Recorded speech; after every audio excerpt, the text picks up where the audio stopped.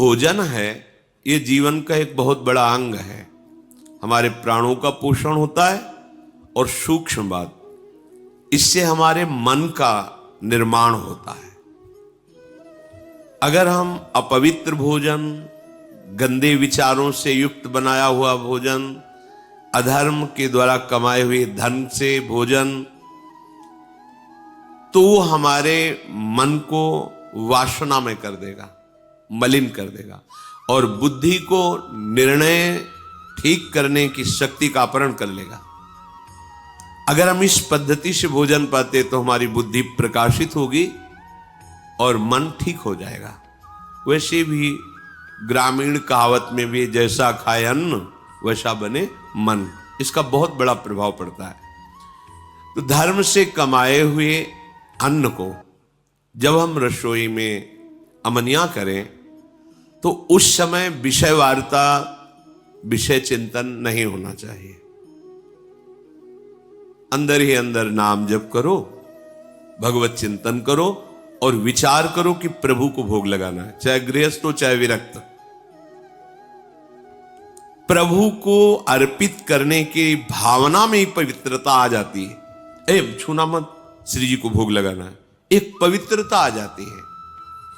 और जब हम भोग लगा के प्रसाद पाए तो दूसरे हाथ का स्पर्श न हो, बाएं हाथ का स्पर्श न हो।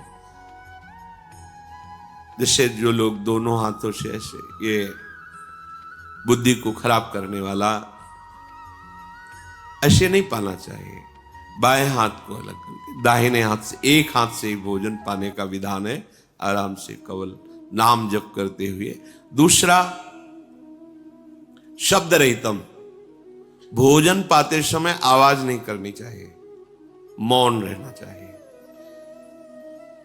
नाम जप करो अंदर से, कोई पद चला लो, शांत हो जाओ।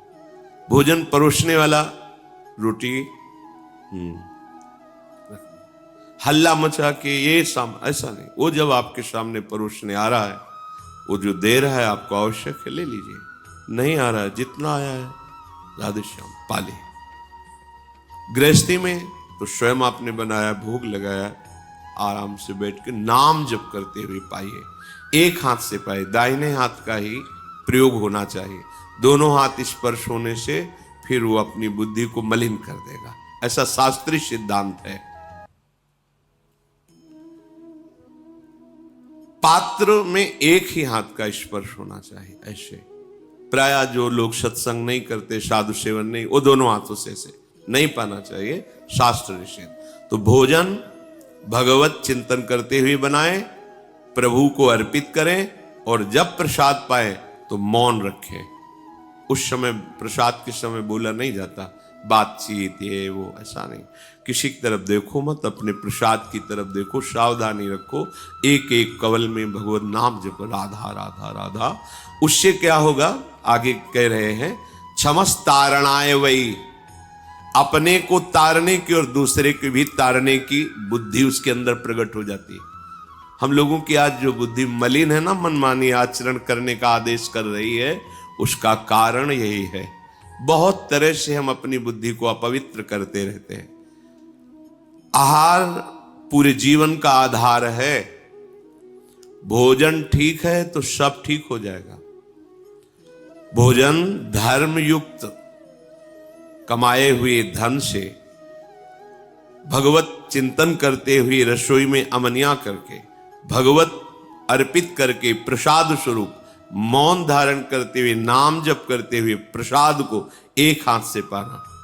इससे क्या होगा, कह रहे हैं, सात क्षमस तारणाए वही, वो अपने को भी तारने में समर्थ है और दूसरे को भी तारने में समर्थ हो जाएगा। क्या होगा, उसकी बुद्धि भगवत परायण हो जाएगी। और इसके विपरीत जूता पहने हैं, अब जैसे आप समय देखो कलयुग का, आप जैसे भोजनालय में कहीं, जिन्हें होटल आदि कहते हैं, वहां पाने गए तो आप जूता थोड़ी उतारते हैं, हाथ थोड़ी धोते हैं, कुल्ला थोड़ी करते हैं, पशुवत आचरण। ऐसे ही जूता पहने हुए, ऐसे क्या कैसा बना हुआ है, कोई निर्णय नहीं, तो बुद्धि कहां जा रही है, देखो ना।